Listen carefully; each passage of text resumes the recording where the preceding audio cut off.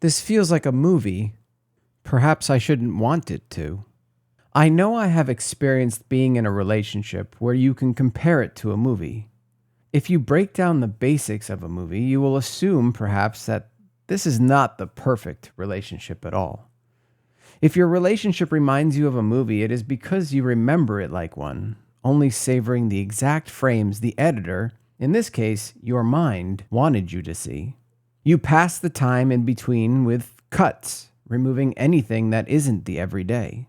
You create a moving slideshow of a period of time, and with the proper filters on them, it gives it that epic film feel. With the right color correction and depth of field, you are going to miss the world around anything that may seem imperfect.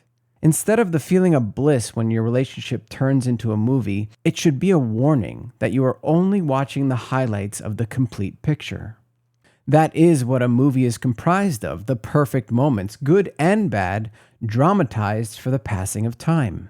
Emotion is only needed for the portrayal of each character that is part of the movie, not the world around it. You can see this in movies like Godzilla, where we either hate or empathize with the monster, yet the movie ignores the fact that millions of people are dying below the big battle in the sky. A movie is also easy to critique or judge, but in our lives, every decision every day takes time and examination. Judgment is easy. Introspection takes time.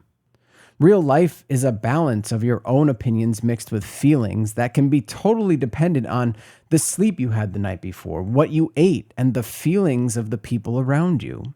A film doesn't embody this. Sure, life can often fall into a script-like approach, revision after revision, but the ability for improv stands in the way of your short films of life turning into a feature film. A movie is stuck inside its own bubble of self. It has its own script that eventually will end, editing techniques to tell that script, and a limited cast and crew to run it. The world is a place where your own perfection cannot exist because the imperfections are part of what make the perfect in the days you spend living. Even this, as I write, is influenced by the world put forth around me, intentional or with humility.